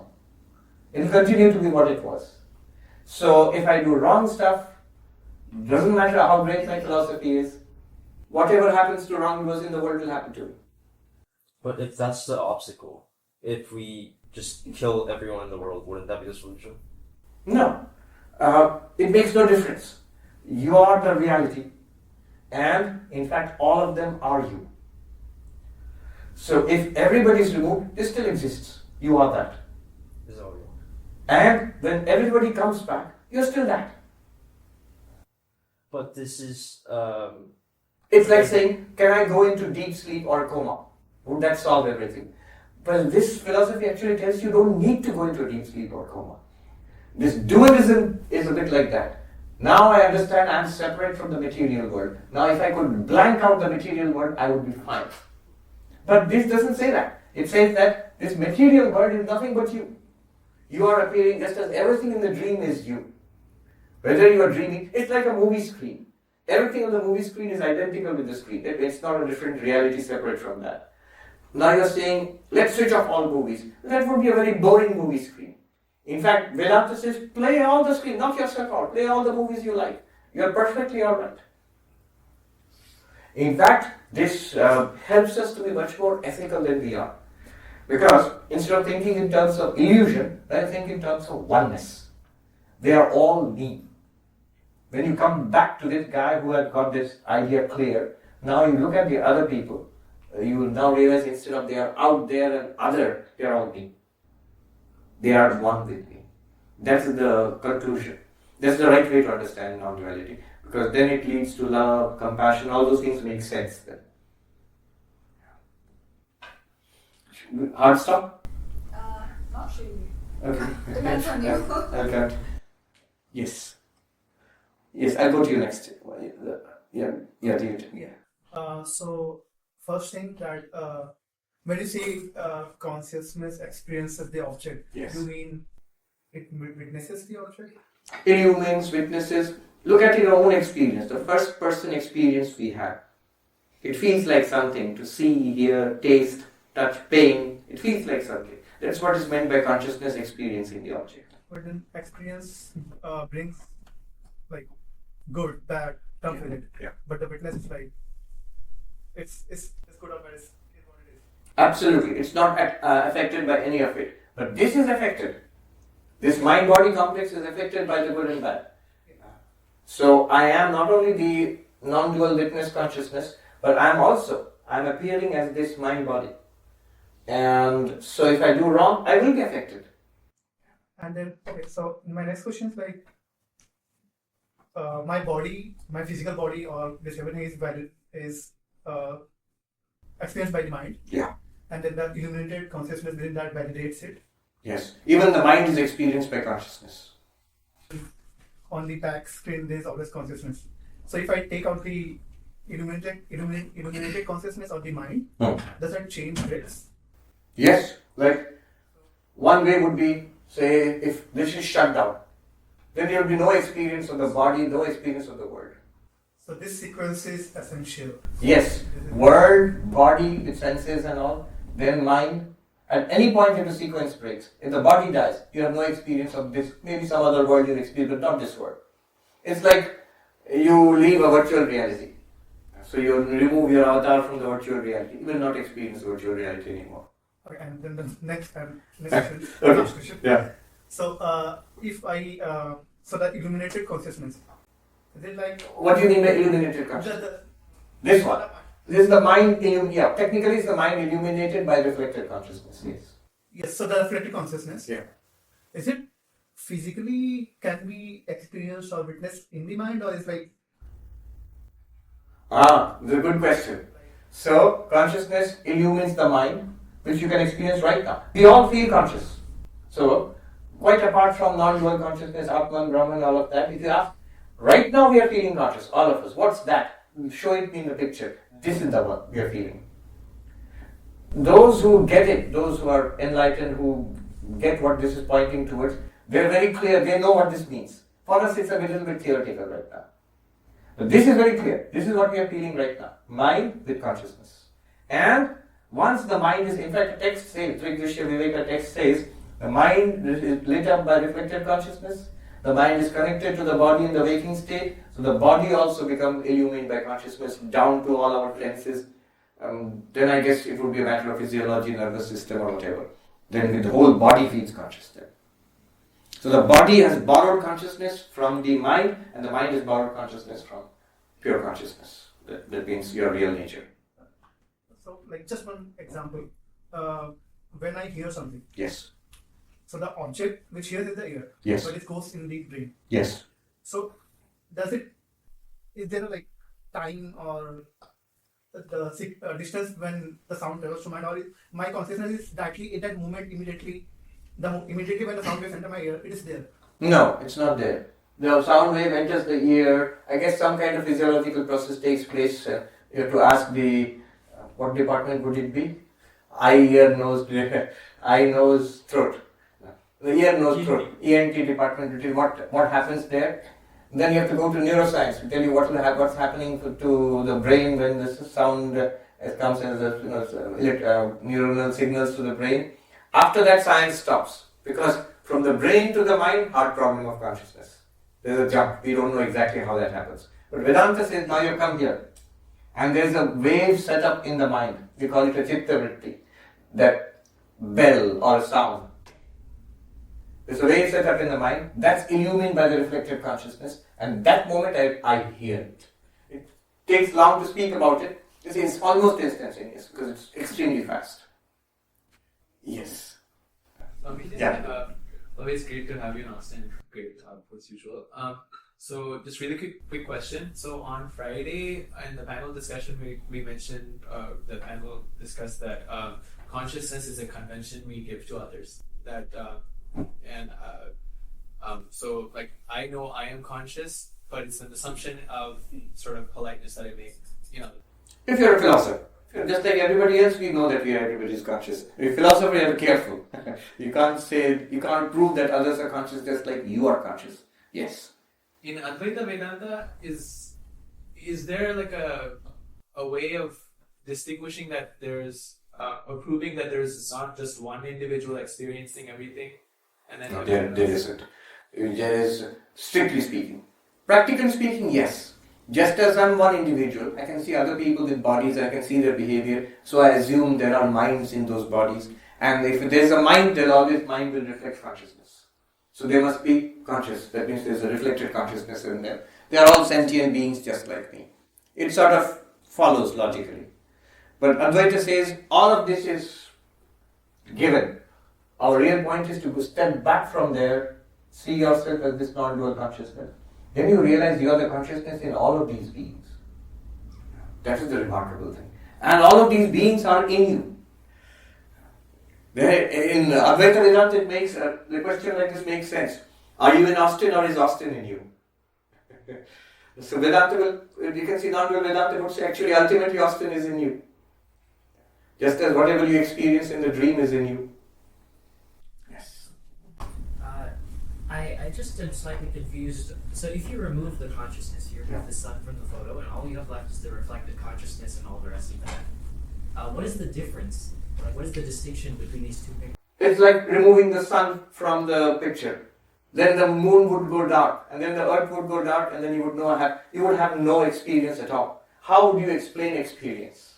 It seems to me that the experience you're having is getting recorded in your mind. Yes. And then, like, when I say I, like, the thing I'm referring to when I say I is, like, the memories I have of seeing the color red a second ago or seeing the room. Sure. And it seems that you could draw an entirely consistent picture of, like, that experience without having an additional thing. And so I'm wondering, what does that additional thing add? In what way is it what does consciousness add? Consciousness. Without consciousness, you won't have the experience of seeing red. But my brain would still have the recorded memory. Right, but there would be no experience. But we do have experience. In fact, the only thing that we are absolutely sure of is that we have experience. Even we are speaking about a brain. A brain is something that you experience. See, the whole question here, the whole subject here is this conscious experience. How is that possible? The brain does not explain it. That's the point. If you could somehow circumvent the hard problem of consciousness and say the brain explains all of experience, consciousness, mind, experience, everything is explained by the brain, then we wouldn't be having this conversation. We wouldn't have 29 theories of consciousness, we wouldn't have 325 theories of consciousness. This problem is to reduce consciousness to the brain or something else. But we are finding, what we are saying here is you can't.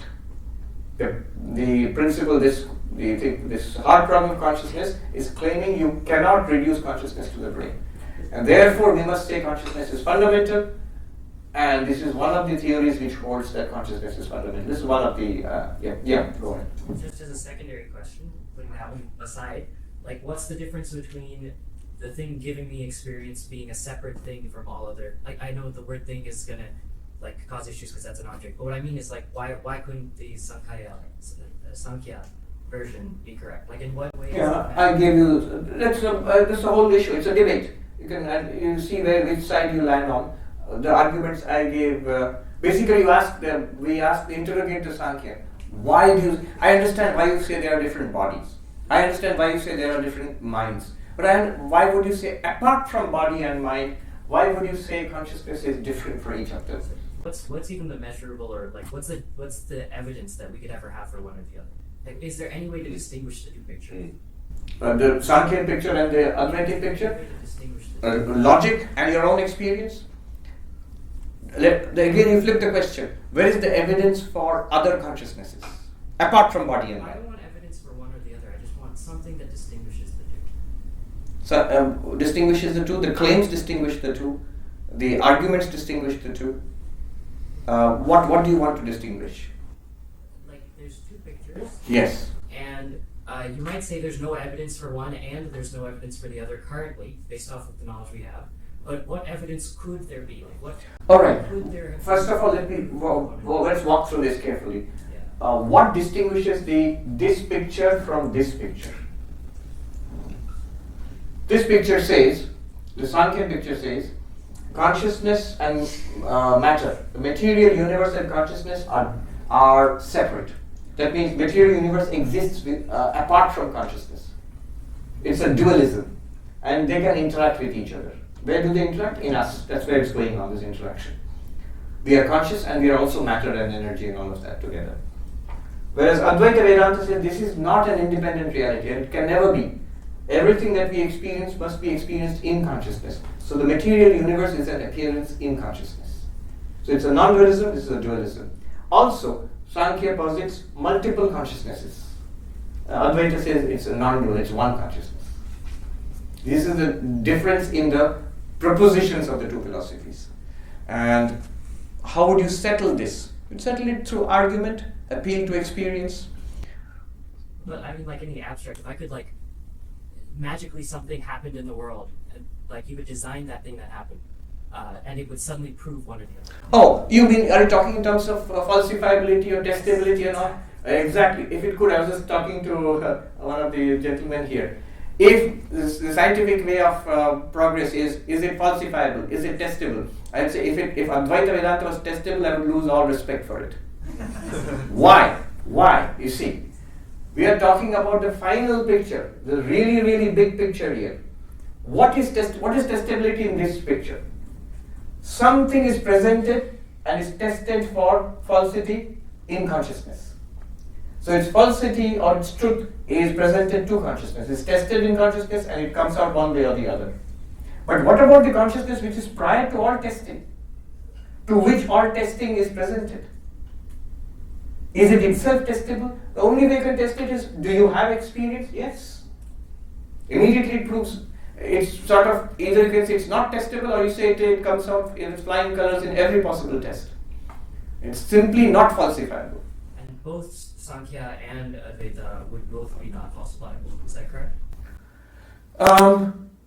Advaitins would say, from a non-dualist perspective, they would say that, the Sankhya does not stand the test of reason, of debate. But it is true both are not falsifiable by like scientific experiment. Scientific experiment, I never really thought about it. Advaita cannot be falsified.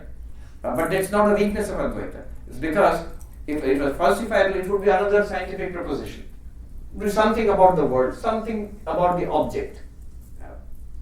That makes it a part of the domain of science of this world. But that reduces Advaita Vedanta to one more scientific theory. It's not a scientific theory in that sense. It is that on which every scientific, religious theory, from the most primitive to the most modern and whatever comes in the future, all of it will depend on this. Because without this, nothing exists. Or nothing is experienceable. It is in fact the ground of all testability or falsifiability, of all epistemology. So all knowledge is possible because of this consciousness. How would you... In fact, the question of testifiability should not arise. If you understand this correctly, it is self-proved. I mean, it's impossible to refute. And all of these arguments also apply to Sankhya, right? Would they? I mean, I really haven't thought of that. But, I mean, logically there would be problems because consciousness in Sankhya would become an object to itself. But there are many consciousnesses. Not only these are objects, the other consciousnesses would technically be also objects to this consciousness. That makes no sense at all. Yes? So, the question that came to me now is, should neuroscientists study consciousness, or should what they study be called consciousness? Yes, this is a good question. I asked Christof Koch once about David Chalmers' hard problem of consciousness, and he does not like it because he says you can't do science that way. You just put science, it makes science come to a stop. Catherine was there, Fries. I quoted what's his name? Ed Witten to her that he was asked, can neuroscience solve the problem? Can we understand consciousness? And he said, look, neuroscience will learn more and more about the brain, but consciousness, he says, my feeling is it will remain a mystery if you go down that path. So should we do neuroscience at all or not? Certainly, because we are learning about the brain.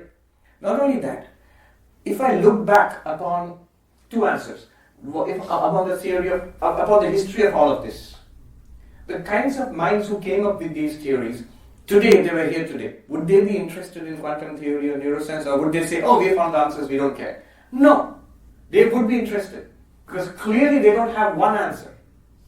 They debated it for a millennia, and they are fierce debates. I'm presenting one particular worldview, but there are multiple other worldviews with strong objections to what I'm saying. So they debated it, and so they would be open to debate and learning, and so that's one thing. Second, in certain ways, the original intuitions going back nearly 5,000 years in the Upanishads, where Evan Thompson says these things, first questions were asked, and they had these answers. But these answers got strengthened over the centuries and millennia with all these theories developing. There came an age of philosophy. In the original text, they're more like intuitions, insights, poetry. And then comes an age of philosophy, logic and debate and all. And did it harm the original thing? No, it didn't.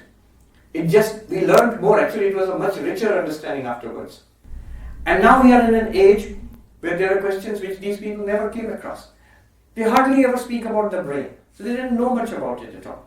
So, yes, we must study the brain, even from medical perspective, of course, from the scientific perspective, of course. But even Advaitic perspective or Sankhya perspective, we should study the brain because we'll have a new Advaita and a new Sankhya after brain science. I think that's why His Holiness the Dalai Lama, from the Buddhist perspective, is very welcoming of neuroscientific studies. And one of our great monks, Swami Vivekananda, he said, I'm convinced that the claims of these philosophies, ancient Indian philosophies, will stand the truth of science. He says, I feel they should be subjected to the same rigorous tests as scientific claims are subjected to. And if there's something found to be false, we should let it go, no matter how comforting. In the long run, that which is untrue cannot be good for us. So, that kind of testing, he is open to it. But he said, I feel these original intuitions will stand the test of time. And the more I see, now these are areas of vast and deep areas, I don't know, I'm just a sort of tourist in these areas. Whether it's neuroscience, especially AI, and now what quantum theory is saying, there are interesting echoes of it, what we are talking about here. But in an entirely different language, with mathematics, with evidence in the world. I think it's all to the good. These ideas might be changed dramatically in 100 years' time with scientific research and being enriched by new literature. I think that would be good. That would be really good. I'll come to you. Last question then. Yes. We have really run out of time.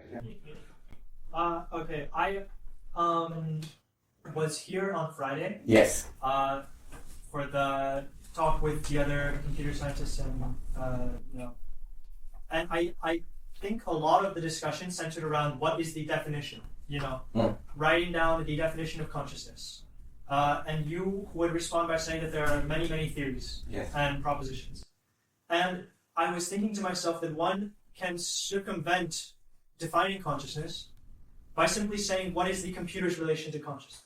What is the computer's relation to consciousness? Okay. Meaning that there was a lot of talk about AI and whether it is conscious, and I think at one point you brought up that if you can define AI or neural networks as a mind, then perhaps it can reflect, as you were saying. Yes, it could be something like this. But I think at the core, that any computer, modern computers, from what I know, from my understanding, are defined as Turing machines. And so I think the question could be framed as whether one thinks that any Turing machine could possibly inhabit consciousness, or whether Turing machines could be conscious. If you were to ask me, I would say no. I want to ask what you think. My gut feeling is no, but I don't have the technical knowledge to sort of substantiate that. That's your domain, so you have to think through that. My only thing I can offer is, if we can come up with something like this, then this theory would predict a reflected consciousness arising there. You need a reflector for this consciousness. I mentioned Blaise, the VP of Gemini. So the argument or the long discussion which I had with him, he said, look, what you are sketching out here makes it more likely that AI is going to be conscious. Because materialist reductionism, it is much more difficult to say from a completely material substrate you're generating consciousness. That's a big jump. But if you claim that consciousness is ubiquitous and always available, and all you need is a reflector, the moon doesn't have to produce light. The sun is an extremely expensive and difficult proposition. But the moon is a much easier proposition. So what you're saying, the sun is already there, you just need a moon. In that case, I'm forced to admit in principle, and I still said no, your machines are not conscious, and he said that's dogma. Well, might I add that, you could say, I suppose you could frame it in this way, perhaps. You could say, I think what we call it is the contrapositive. That humans are not Turing machines, and humans are conscious. Therefore, one would have to say that for a Turing machine to be conscious, then a human must also be a Turing machine. Not necessarily. Maybe Turing machines and both humans are reflectors, are providing reflectors for an already available consciousness. But they are in good company. I think Professor Penrose, he also considers this consciousness is non-computable, and therefore Turing machines can never become conscious. Last. First, you should tell Blaise that he's definitely wrong. we can have a discussion about that later. But the way you present Advaita Vedanta, it seems almost like Western philosophy. There's a little bit of ordinary introspection and then lots of logic. Yes. And that's Advaita Vedanta. But then there are some other statements inside of it, like Satta Chit Ananda, which seem to be making a very deep ontological claim, a kind of different one. Yeah. And so I've been trying to understand, maybe the original insights came from just deep introspection and not logic, and then they were processed logically. Are there other parts of Advaita Vedanta that don't come from the logical method, that come from insight? Yes. In fact, Advaita Vedanta comes from insight. The original texts, textually, the core texts are called the Upanishads. And they were the insights of these rishis, which is Sanskrit for sages. And then came this age of philosophy, where you develop this stuff. A phenomenological method for spiritual practitioners, and logic to support these conclusions, and to fight back against dozens of other contenders who attack you left, right, and center. So all of that developed later. But originally, it is insight, almost a poetic, spiritual insight. And then they gave it out in the form of these Sanskrit verses or texts. But notice, Sat Chit Ananda, we conclude with that. Sat is Sanskrit for existence.